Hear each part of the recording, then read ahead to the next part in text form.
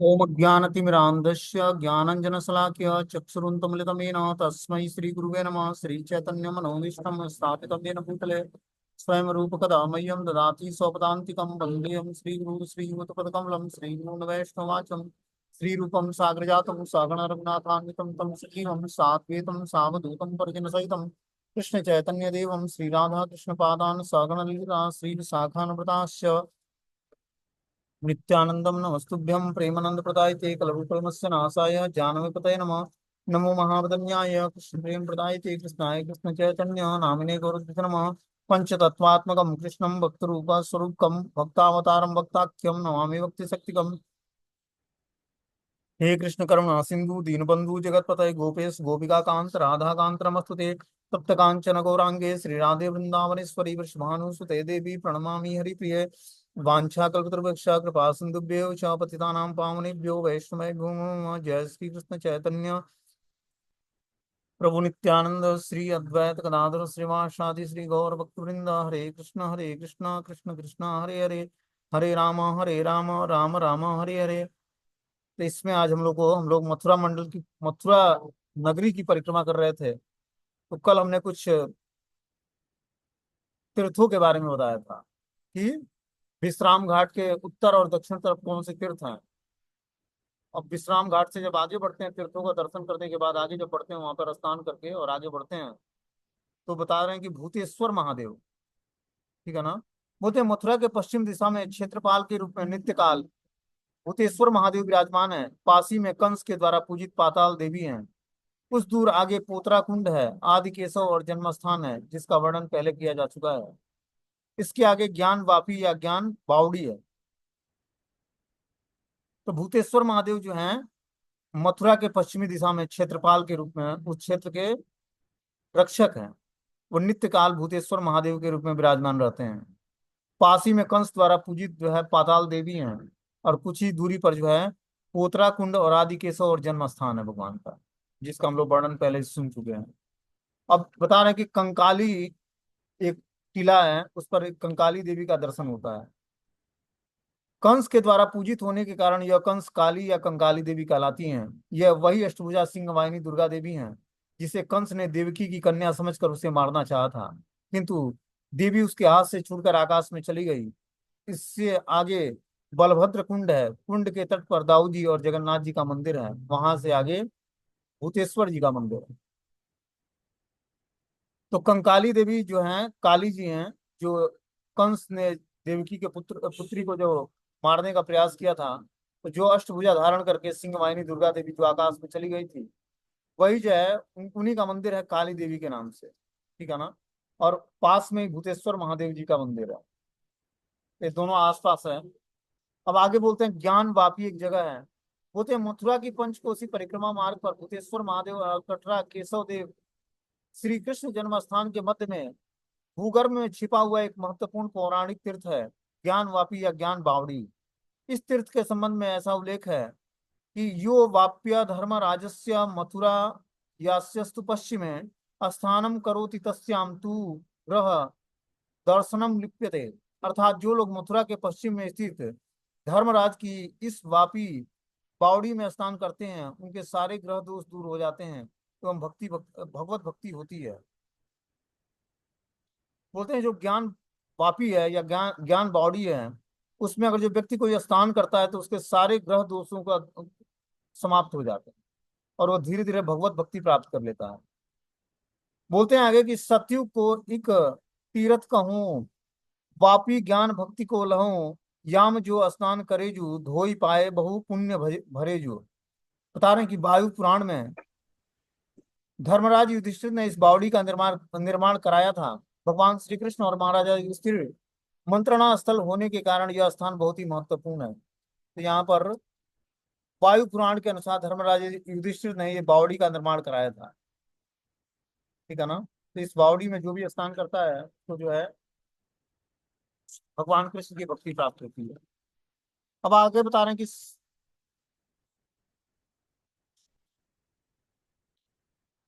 सारे विश्व में शुद्ध भक्ति और कृष्ण नाम संकीर्तन का प्रचार करने वाले श्री कृष्ण से अभिन्न श्री सच्चिदानंद गौर हरि ने श्री धाम मथुरा ब्रज में पधारने का भी वर्णन श्री चैतन्य चरितामृत में विशेष रूप से किया गया है।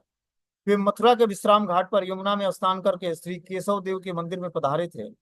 उस समय भावावेश में उन्होंने नृत्य और कीर्तन करते हुए देखकर उनके दर्शनों के लिए हजारों लोग भीड़ उपस्थित हो गई थी। उन्होंने ज्ञान बावड़ी में स्नान करके आचमन किया था। तत्पश्चात बावड़ी के निकटस्थ एक सोनौरिया ब्राह्मण वैष्णव के घर में ठहरे और वहीं प्रसाद पाने के उल्लेख का भी उल्लेख चैतन्य चरितामृत में आता है। प्रण पौराणिक पुस्तकों में इस स्थान में राजा भर्तृहरि का संबंध होना भी पाया जाता है। यही राजा भर्तृहरि की समाधि भी स्थित है, जो कुटिल काल की गति से कुछ परिवर्तन रूप में विद्यमान है। अब आगे जब पढ़ते हैं तो महाविद्या देवी का मंदिर आता है। बोलते हैं महादेवी, महाविद्या देवी को अंबिका देवी भी कहा जाता है। एक समय महाराजा नंद कृष्ण बलदेव यशोदा देवी और अन्य गोपों के साथ देव यात्रा के उपलक्ष्य में यही अंबिका वन में उपस्थित हुए। वहां सबके साथ पवित्र सरस्वती के जल में स्नान कर पशुपति गौकर्ण महादेव की पूजा अर्चना की। रात्रि में सबने साथ वहीं निवास किया। उसी रात को एक विशाल अजगर ने नंद बाबा को पकड़ लिया और क्रमशः उनको निगलने लगा। तो सभी ने उन्हें बचाने की चेष्टा की, किंतु सभी असफल हो गए। उस समय नंद बाबा ने बड़े आर्त होकर कृष्ण को पुकारा। बड़े आश्चर्य की बात है, ज्यों ही कृष्ण ने अपने पैरों से उसे स्पर्श किया, अजगर ने अपना विशाल सर्व शरीर त्याग कर सुंदर विद्याधर के रूप में खड़े होकर श्री कृष्ण को प्रणाम करने लगा। श्री कृष्ण के द्वारा पूछे जाने पर उसने अपना परिचय बताया कि पहले मैं सुदर्शन नामक विद्याधर था। मैंने कभी विमान में विचरण करते समय अंगिरस नामक कुरूप ऋषियों को देखकर उनका उपहास किया था। उससे उन्होंने मुझे सर्प योनि ग्रहण करने का अभिशाप दिया था। आज वही अभिशाप मेरे लिए वरदान सिद्ध हुआ है। मैं आपके चरण कमलों के स्पर्श से साप मुक्त हो गया हूँ ही नहीं, वरना परम कृतार्थ हो गया हूँ। वही स्थान महाविद्या देवी के रूप में प्रसिद्ध है। तदंतर सरस्वती कुंड, चामुंडा देवी और रजक बंधन टीला भी है। बता रहे हैं कि रजक बंधन क्या है, इसके बारे में हम लोग सुनेंगे। बोलते हैं मथुरापुरी भ्रमण करते समय यहीं पर श्री कृष्ण और बलदेव जी एक धोबी को देखा। यह कंस के वस्त्रों को धोकर रंगने का भी काम करता था। श्री कृष्ण और बलदेव ने उसके पास सुंदर सुंदर वस्त्रों को देकर उनसे अपने लिए उपयुक्त वस्त्रों को मांगा, किंतु रजक ने श्री कृष्ण बलराम का उपहास करते हुए वस्त्रों को देने से मना किया। उसके व्यंग भरे उपहास को सुनकर श्री कृष्ण सबके देखते ही देखते पलक झपकते ही अपने हाथों से उसके सुर को काट दिया और उसे सुंदर गति प्रदान की। कुछ और आगे बढ़ते हैं तो गोकर्ण महादेव का दर्शन होता है। अब जब रजक वध से आगे बढ़ते हैं तो गोकर्ण महादेव का स्थान है। बोलते हैं कि मथुरा के उत्तर दिशा में ये धाम क्षेत्रपाल है। ये प्रसिद्ध श्रीमद् भागवत वक्ता गोकर्ण के द्वारा पूजित होने के कारण गोकर्ण महादेव कहलाते हैं। जो गोकर्ण थे धुतकारी के भाई गोकर्ण ऋषि, वहीं पर ये गोकर्ण महादेव स्थित है, क्योंकि ये उन्हीं के द्वारा पूजित थे, इसीलिए इनका नाम गोकर्ण महादेव रखा गया है। ये भी मथुरा के उत्तर दिशा में क्षेत्रपाल हैं, मतलब मथुरा के उत्तर दिशा से ये भगवान शिव रक्षा करते हैं। इससे आगे यमुना के तट पर नीलकंठेश्वर महादेव का दर्शन करते हुए अम्बरीश टीला का दर्शन होता है। तो इससे आगे जब बढ़ते हैं गोकर्ण महादेव से आगे तो नीलकंठेश्वर महादेव का मंदिर है।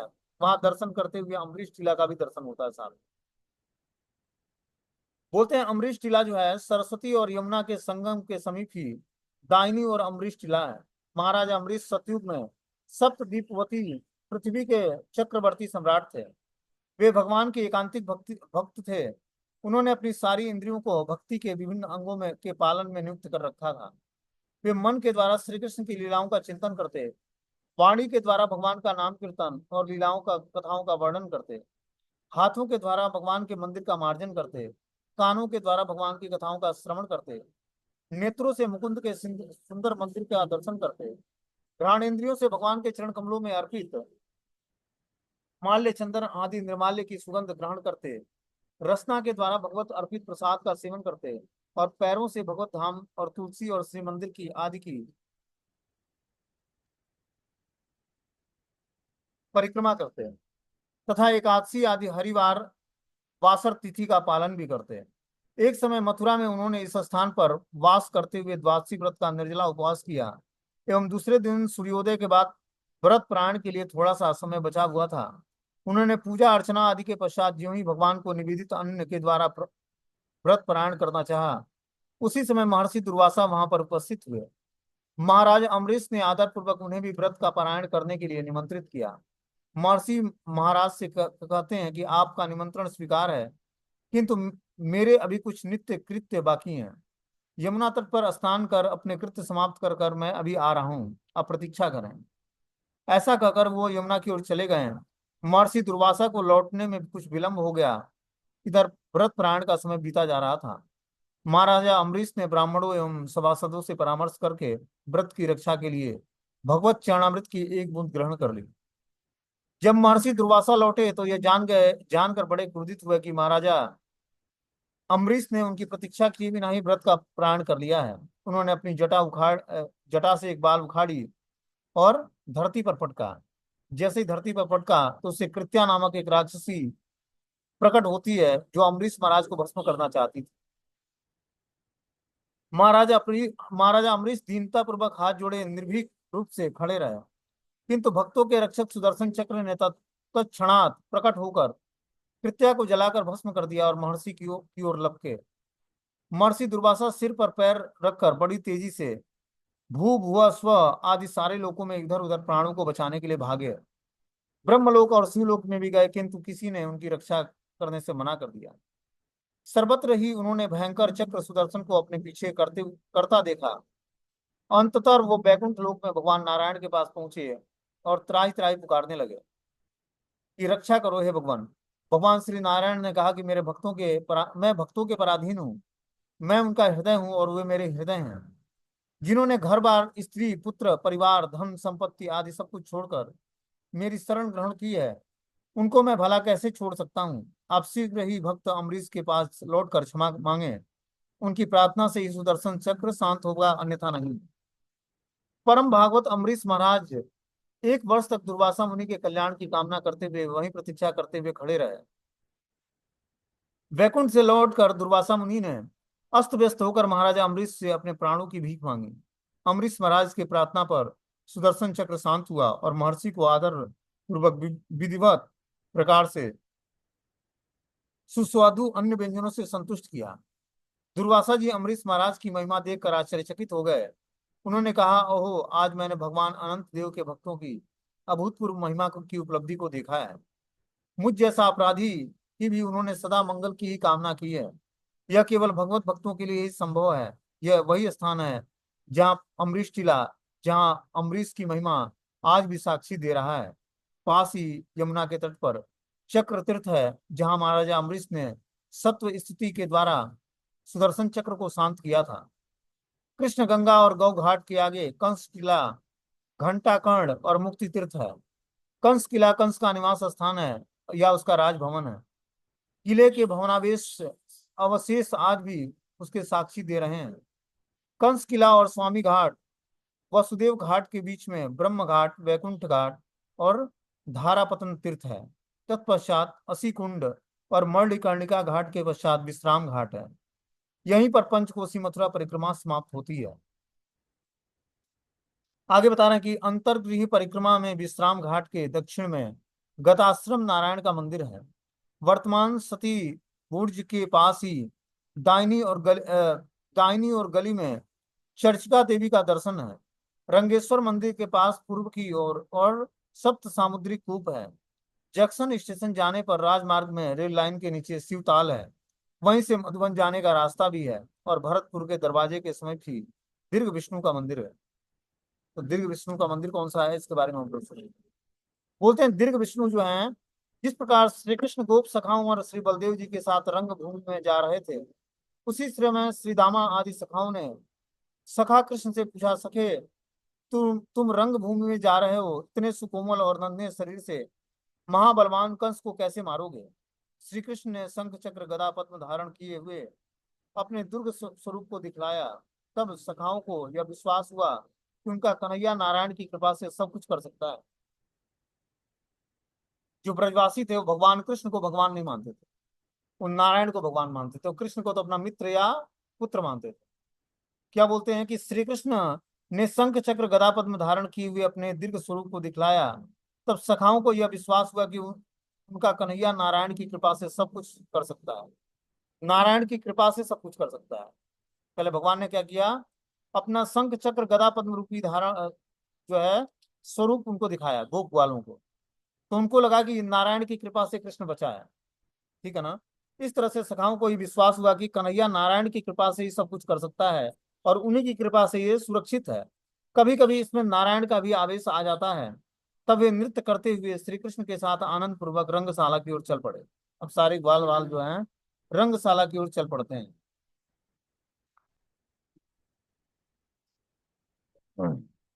आगे बोलते हैं मथुरा देवी का एक मंदिर है।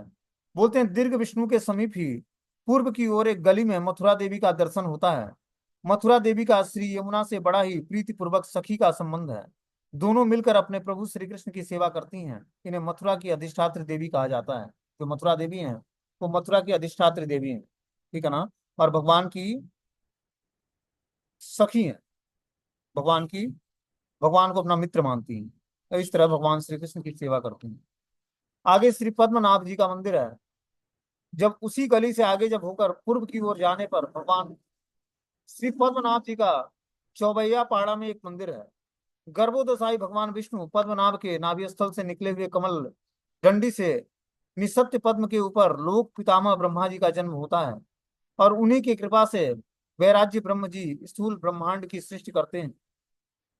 अब आगे जो है जब पद्मनाभ जी के मंदिर से आगे बढ़ते हैं तो भगवान आदि वराह जी का मंदिर मथुरा में है।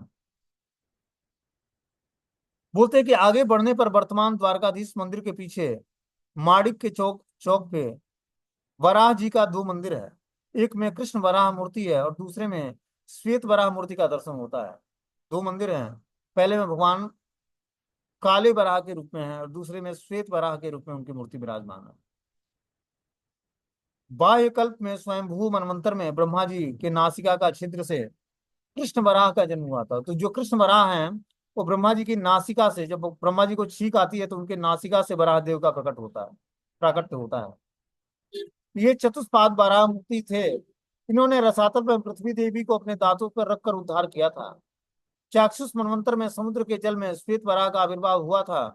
उनका मुखमंडल वराह के समान और नीचे का अंग मनुष्य का था। इन्हें नृवराह भी कहते हैं। इन्होंने हिरण्याक्ष का वध और पृथ्वी का उद्धार किया था। सतयुग के प्रारंभ में कपिल नामक एक ब्राह्मण ऋषि थे। वे भगवान आदि वराह के उपासक थे। देवराज इंद्र ने उस ब्राह्मण को प्रसन्न कर पूजा करने के लिए उन्हें उक्त वराह विग्रह को स्वर्ग में लाकर प्रतिष्ठित किया था। पराक्रमी रावण ने इंद्र को पराजित करके उस वराह विग्रह को स्वर्ग में लाकर लंका में स्थापित किया था। भगवान श्री रामचंद्र ने निर्विशेषवादी रावण का वध करके उक्त मूर्ति को अब अयोध्या में अपने राजमहल में स्थापित किया था। तो देखो वो जो बराह देव का मूर्ति है सतयुग में जो है कपिल नामक एक ब्राह्मण ऋषि के पास थे।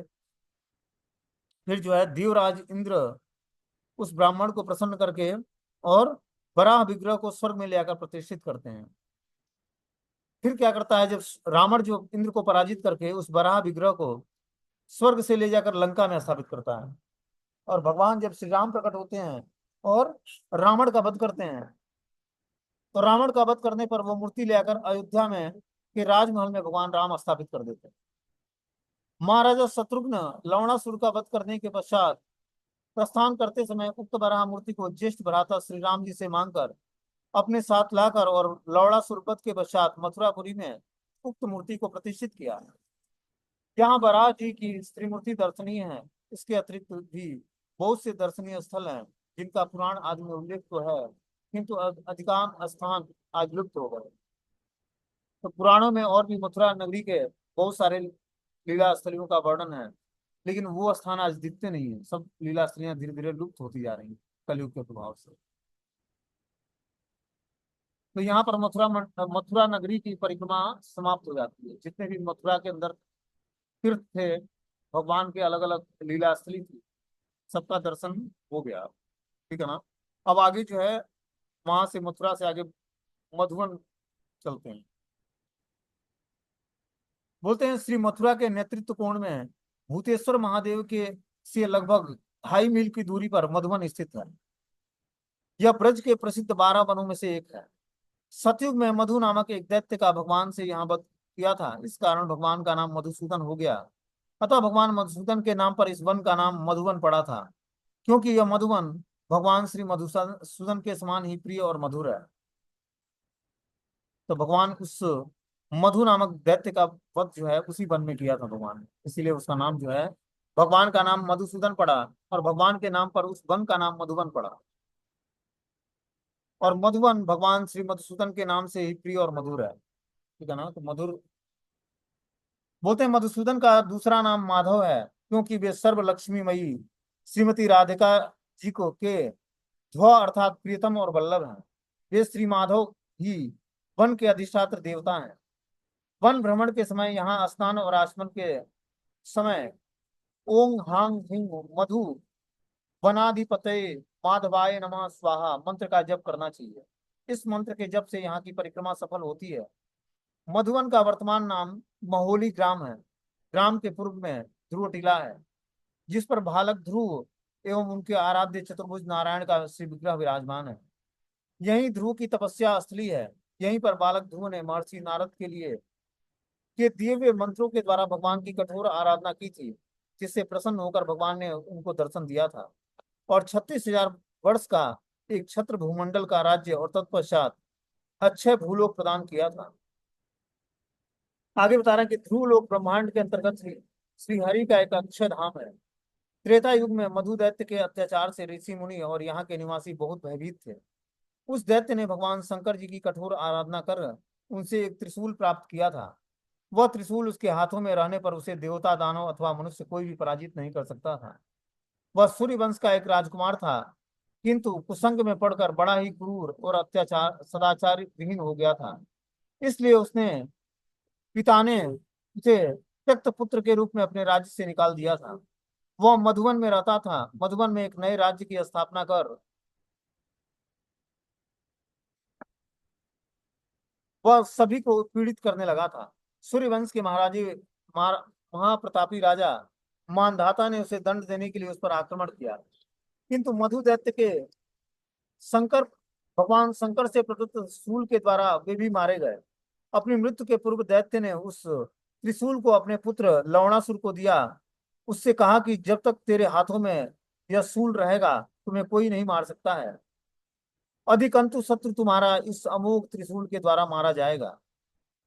उस त्रिशूल को पाकर लवणासुर और भी भयंकर अत्याचारी हो गया। उसके अत्याचारों से त्रस्त होकर मधुबन के आसपास के ऋषि महर्षि अयोध्या में श्री राम के समीप पहुंचे और दीनहीन होकर लवणासुर से अपना रक्षा की प्रार्थना की। उन्होंने उस असुर के पराक्रम और अमोघ शूल के संबंध में भी सूचना भगवान श्री राम को दी। उन्होंने कहा कि वह उक्त त्रिशूल रहित अवस्था में ही मारा जा सकता है, अन्यथा वह अजेय है। भगवान श्री रामचंद्र ने अपने छोटे भाई शत्रुघ्न को अयोध्या में ही मधुबन के राज्य तिलक किया। शत्रुघ्न ने लंका से आए हुए प्रभावशाली श्री बराह मूर्ति की पूजा की और के लिए मांगा। श्री रामचंद्र जी ने सहस्त्र व बराह मूर्ति शत्रुघ्न जी को प्रदान किया। शत्रुघ्न जी ऋषि महर्षियों के साथ वाल्मीकि ऋषि के आश्रम में होते हुए उनका आशीर्वाद लेकर मधुबन पहुंचे और धनुष बाण साथ लेकर लवणासुर की गुफा के द्वार पर उस समय पहुंचे जिस समय वह अपने त्रिशूल को गुफा में रखकर शिकार के लिए जंगल में गया हुआ था। जब वो हाथी और बहुत से मृग आदि जानवरों का वध उन्हें लेकर अपने वास स्थान में लौट रहा था, उसी समय शत्रुघ्न जी ने उसे युद्ध के लिए ललकारा। दोनों में घमासान युद्ध छिड़ गया। वह किसी प्रकार से अपना शूल लाने की चेष्टा कर रहा था, किंतु महापराक्रमी शत्रुघ्न जी ने उसे शूल ग्रहण करने का समय नहीं दिया और अपने पैने बाणों से उसका सिर काट दिया। फिर उन्होंने उजड़ी हुई मधुपुरी को पुनः बसाया और वहां भगवान बराहदेव की स्थापना की। ये आदि बराहदेव मथुरा के उसी स्थान पर विराजमान है। मधुवन में भगवान माधव का प्रिय कुंड मधु कुंड भी है। अब इसे कृष्ण कुंड भी कहते हैं। पास में ही लौड़ासुर की गुफा है। यही कृष्ण कुंड के तट पर भगवान शत्रुघ्न का दार्शनिक श्री विग्रह है। द्वापर युग के अंत में श्री कृष्ण लाखों गौओं के पीछे उनका नाम धौली, धूमरी, कालिंदी आदि पुकारते हुए धीरे धीरे तीरी तीरी ध्वनि करते हुए बलराम भैया के साथ मधुर बांसुरी बजाते सखाओं के कंधे पर हाथ रखे हंसाते हंसाते हुए सभी कुंजों की ओट में ब्रज रमणियों की ओर सतृष्णा नेत्रों से कटाक्षपात करते हुए गौचारण के लिए जाते। गौचारण में ग्वाल मंडली में रसीली धूम मच जाती। इस प्रकार मधुवन में जहां तहां सर्वत्र ही प्रेम का मधुर बरसता रहता था। गौचारण करते हुए श्री कृष्ण श्री बलराम जी के साथ उस प्रेम मधु को पाकर निहाल हो जाते। ब्रज रमणिया गोष्ठ से निकलते एवं लौटते समय कुंजों की आड़ में महलों की अटारियों पर और झरोखों से अपने प्रेम भरी तिरछी चितवन से कृष्ण की आरती उतारती थी। कृष्ण उसे नेत्र भंगी से स्वीकार करते। कृष्ण के विरह में ये ब्रज बधुएं एक पलक का समय भी करोड़ों युगों के समान और मिलन में एक युग का समान समय भी निसेम के समान अनुभव करती थी। मधुवन में गौचारण की लीला भी मधु के समान मधुर और वर्णनातीत है। कलयुग में अभी 5025 वर्ष पूर्व 525 वर्ष पूर्व श्री चैतन्य महाप्रभु वन भ्रमण करते समय मधुवन में पधारे थे। यहाँ श्री कृष्ण की लीला स्थलियों की स्फूर्ति से वे विहल हो उठे थे। यहाँ पर प्रतिवर्ष बहुत सी यात्राएं विश्राम करती हैं।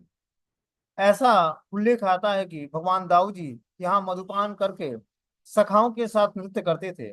आज भी यहाँ काले दाऊ जी का विग्रह दर्शनीय है। इसका गुण रहस्य यह है कि श्री कृष्ण और बलदेव जी वृंदावन और मथुरा छोड़कर द्वारका में परिजनों के साथ वास करने लगे। उस समय ब्रज और ब्रजवासियों का श्री कृष्ण विरह से व्याकुलता की बात सुनकर बलदेव जी ने कृष्ण को साथ लेकर ब्रज में जाने की इच्छा व्यक्त की थी, किंतु किसी कारण से श्री कृष्ण के जाने में विलंब देखकर वे अकेले ही ब्रज में पधारे और सबको यथासाध्य सांत्वना देने की चेष्टा की। किंतु ब्रजवासियों की विरह दशा देखकर स्वयं भी कृष्ण विरह में कातर हो गए। कृष्ण की ब्रज लीलाओं का चिंतन करते हुए, श्याम रस पान करते हुए और श्याम का चिंतन करते हुए स्वयं श्याम अंग क्रांति वाले हो गए। यह श्याम रस ही मधुर है जिसे बलदेव सतत पान करके कृष्ण प्रेम में विभोर रहते हैं। तो क्या होता है कि बलदेव जी वृंदावन में आते हैं मथुरा छोड़कर और द्वारका के परिजनों के साथ वास करने लगते हैं। उस समय श्री कृष्ण और ब्रजवासियों का जो विरह व्याकुलता को देखकर बलदेव जी कृष्ण के साथ को साथ लेकर ब्रज में जाने की इच्छा व्यक्त करते हैं, किंतु किसी कारण कारण से भगवान श्री कृष्ण आ नहीं पाते हैं और बलराम जी अकेले ही ब्रज में पधारते हैं। जब ब्रज में अकेले पधारते हैं तो क्या होता है कि यथा साध्य सांत्वना देने की चेष्टा करते हैं सब ब्रजवासियों को, लेकिन ब्रजवासियों की विरह दशा देखकर वे भी कृष्ण के विरह में कातर हो गए बलराम जी। और जब कृष्ण के विरह में कातर हो जाते हैं और निरंतर भगवान श्री कृष्ण के श्याम रूप का चिंतन करते हैं तो क्या होता है, धीरे धीरे जो है बलराम जी का भी स्वरूप जो है अंग क्रांति जो है सांवले कलर का हो जाता है। इसीलिए वहां पर जो है बलदेव जी का सांवला स्वरूप है मधुबन में। अब आगे जो है तालबन, तालबन की स्टोरी हम लोग सुनेंगे। बोलते हैं अहो यही वह तालबन है जहाँ श्री कृष्ण और श्री बलराम ने यादों के हितार्थ और सखाओं के विनोदार्थ धेनुकासुर का वध किया था। तो ये तालबन है जहाँ भगवान ने धेनुकासुर का वध किया था। मधुबन से दक्षिण पश्चिम में लगभग 2.5 मील की दूरी पर यह तालबन स्थित है। यहाँ ताल के वृक्षों से भरा पूरा एक बड़ा ही सुहावना और रमणीय वन है। दुष्ट कंस ने अपने एक अनुयायी धेनुकासुर का उस वन की रक्षा करने के लिए नियुक्त कर रखा था। वह दैत्य दैत्य बहुत सी पत्नियों और पुत्रों के साथ वहीं सावधानी से इस वन की रक्षा करता था। अतः साधारण लोगों के लिए यह वन अगम्य था। केवल महाराजा कंस और उसके अनुयायी ही मधुर ताल फलों का रसास्वादन करते थे। तो ये ताल वन में कंस के द्वारा धेनुकासुर प्रतिष्ठित किया गया था कि ताल वन की रक्षा करने के लिए, और ताल वन के बस फलों का आस्वादन महाराजा कंस और उसके अनुयायी करेंगे, इसीलिए धेनुकासुर को हायर किया गया था वहां पर। एक दिन की बात है कि सखाओं के साथ कृष्ण और बलदेव गौचारण करते हुए उधर से चले जा रहे थे। सखाओं को बड़ी भूख लगी। उन्होंने कृष्ण और बलदेव को क्षुधा रूपी असुर से अपनी रक्षा करने के लिए निवेदन किया। उन्होंने यह भी बताया कि कहाँ पास में ही पके हुए मधुर ताल फलों की सुगंध आ रही है। यह सुनकर कृष्ण और बलदेव सखाओं को साथ लेकर तालवन पहुंचते हैं। बलदेव ने पके हुए फलों से लदे एक एक पेड़ को नीचे से हिला दिया, जिससे पके हुए फल पृथ्वी पर आ गिरे। ग्वाल बाल आनंद से उछलने लगे। इतने में ही फलों के गिरने का शब्द सुनकर धेनुकासुर ने अपने अनुचरों के साथ कृष्ण और बलदेव पर अपने पीछे पैरों से जोर जोर से आक्रमण किया। बलदेव प्रभु ने अब अवलीला पूर्वक महापराक्रमी धेनुकासुर के पिछले पैरों को पकड़कर उसे आकाश में घुमाया और बृहत ताल वृक्ष के ऊपर पटक दिया। साथ ही साथ वह असुर मलमूत्र त्याग करता हुआ मारा गया। इधर कृष्ण ने भी कंस धेनुकासुर के अनुचरों का वध करना आरंभ कर दिया। इस प्रकार सारा तालवन गधों के मलमूत्र और रक्त से दूषित हो गया।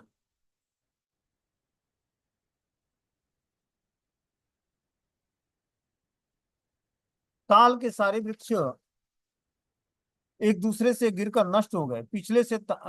पीछे से तालबन शुद्ध होने पर सखाओं और सर्वसाधारण के लिए सुलभ हो गया। इस उपाख्यान के कुछ रहस्यमय शिक्षाएं हैं कि श्री बलदेव प्रभु अखंड गुरु तत्व हैं। श्री गुरु तत्व की कृपा से ही साधन अज्ञानता से अपने हृदय की रक्षा कर सकते हैं। अर्थात गुरुदेव ही सत शिष्य की विभिन्न प्रकार की अज्ञानता को दूर कर उसके हृदय में कृष्ण भक्ति का संचार करते हैं।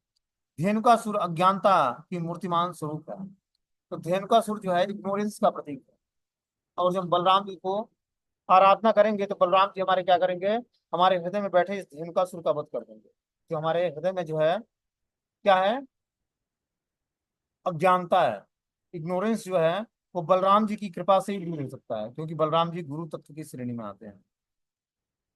बोलते हैं अखंड गुरु तत्व बलदेव जी की कृपा से ही कृष्ण तत्व, भक्ति तत्व और माया तत्व का बोध संभव है। ऐसा होने पर कृष्ण की भक्ति सुदृढ़ हो जाती है।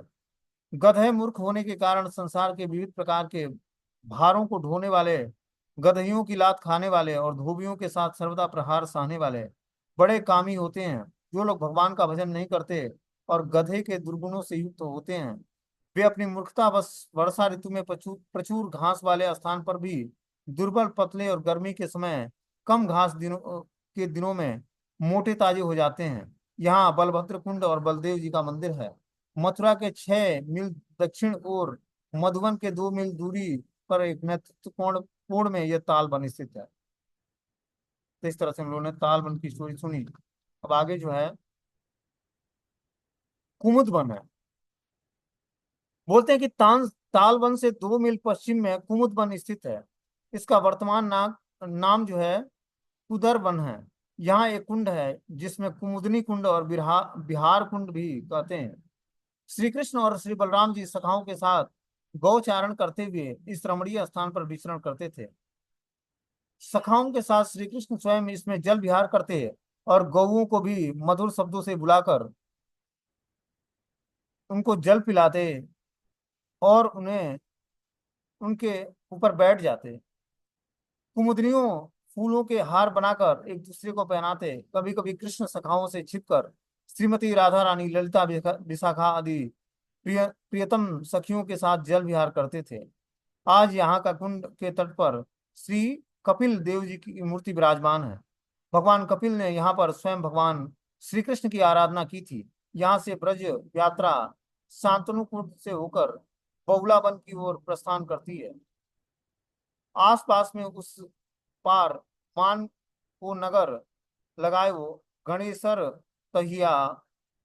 बोलते हैं कि आगे जो है औराई, गौराई, छठी करा, गरुण गोविंद, ऊंचा गांव आदि दर्शनीय लीला स्थली हैं। तो इससे आगे जो बढ़ते हैं तो भगवान की बहुत सारी लीला स्थलियां हैं, जैसे मानको नगर, लगायो, गणेश, गंधेश्वरी वन, तदीहा, आरोय, गौराई, छठी करा, गरुण गोविंद, उच्चा गांव आदि दार्शनिक लीला स्थलियां भी आज भी विद्यमान है।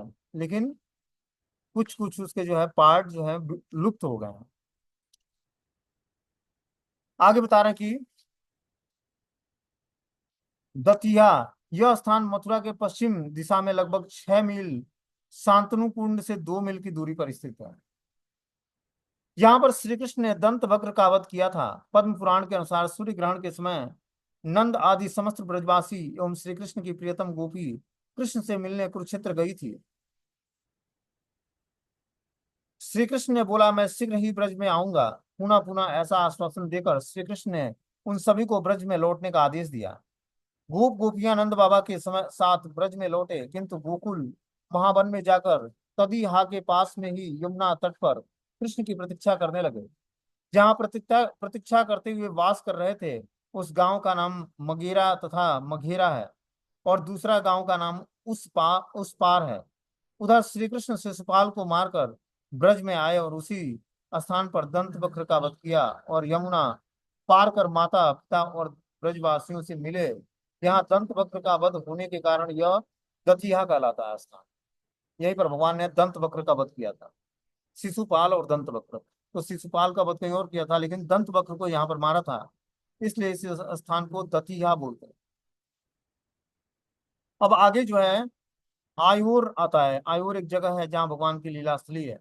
बोलते हैं श्री कृष्ण को देखते ही ब्रजवासियों ने प्रसन्न होकर आयूर आयूर कहने लगे। इस प्रकार कहा था कि नंद महाराज अपनी यशोदा बड़े यशोदा के यशोदा बड़े लाल प्यार से कृष्ण से मिली, और योनों ने अपने राज्य तत्व काल में इसका नाम आलीपुर रख दिया, और जो आज भी प्रसिद्ध है। तो आयूर का नाम एक आलीपुर है, जो यवनों ने रखा था, मुसलमानों ने रखा था राजत्व काल में, जब राजा थे यवन लोग, उस समय इसका नाम जो है आलीपुर रख दिया था। ठीक है ना, आयूर का नाम बदलकर आलीपुर कर दिया था। बोलते हैं गौराई या गौरवाई। जब नंद बाबा कुरुक्षेत्र से लौटे, तब इस गांव में जमींदार ने बड़े आदर और गौरव के साथ उनका सम्मान किया था, गौराई ग्राम में। इसलिए इस स्थान को का नाम गौरव या गौरवाई हो गया। यह स्थान गोकुल से ईशान कोण पर 3 मील दूरी पर स्थित है। इसका वर्तमान नाम गुरु है ना। आगे बता रहे हैं कि जो है छठी करा। इस स्थान का वर्तमान नाम छठी करा है, पहले इसका नाम सकटी करा हुआ करता था। यह दिल्ली मथुरा राजमार्ग पर मथुरा से 4 मील और वृंदावन से लगभग 2 मील दूरी पर स्थित है। गोकुल महावन में असुरों का उत्पात देखकर नंद बाबा सारे ब्रजवासियों के साथ यहाँ उपस्थित हुए। ब्रजवासियों ने अपने लाखों लाखों सकटों से अर्धचंद्राकार रूप में अपना निवास स्थान प्रस्तुत किया। सकटों से वास स्थान निर्मित होने के कारण यह स्थान छठी करा के नाम से प्रसिद्ध है। श्री कृष्ण बलराम यहीं से मधुर वृंदावन और आसपास के क्षेत्रों में गौवत्स और गौचारण के लिए जाया करते थे। यहीं से उन्होंने ब्रज की रास आदि लीलाओं का संपादन किया था। उस स्थान वृंदावन समृद्ध नगरी नहीं, बल्कि नाना प्रकार के कुंज लता और रमणीय वनों से कृष्ण की लीलाओं का विलास विलास का स्थान था, है ना। तो बोलते हैं कि जो आज मथुरा नगरी है या वृंदावन जो है, जो स्थली है, ये बहुत ही पहले रमणीय हुआ करता था। और छठी कला में भगवान की अलग अलग लीलाएं हुई हैं। बोलते हैं श्री कृष्ण और बलराम यहीं पर मधुर वृंदावन में के आसपास के क्षेत्रों में गौवत्स और गौचारण की लीला संपन्न की थी। यहीं से उन्होंने ब्रज की रास आदि लीलाओं का संपादन किया था। उस समय वृंदावन समृद्ध नगर नहीं, अपितु नाना प्रकार के कुंज लता और रमणीय वनों से सुसज्जित श्री कृष्ण लीला के का विलास स्थल था। तो छठी करा भी जो हम लोग देखते हैं कि जो दिल्ली और मथुरा हाईवे पे है छठी करा, वो भी पहले भगवान कृष्ण और बलराम वहां भी जो है कुंजों में, लताओं में और रमणीय वनों में विहार किया करते थे। उस जगह पर छठी करा जो स्थान पड़ता है, हम लोग जब वृंदावन के लिए एंट्री करते हैं तो पहले छठी करा पड़ता है। तो वो स्थान पर भी भगवान की अलग अलग लीलाएं हुई हैं, राधा कृष्ण की। ठीक है ना। अब आगे जो है अगली लीला स्थली भगवान की गरुण गोविंद पड़ता है। इसकी लीला हम लोग कल पढ़ेंगे क्योंकि टाइम नहीं है। छठी करा से जब आगे बढ़ते हैं तो गरुण गोविंद जी का मंदिर पड़ता है, उसकी महिमा हम लोग कल सुनेंगे। ठीक है, हरे कृष्णा।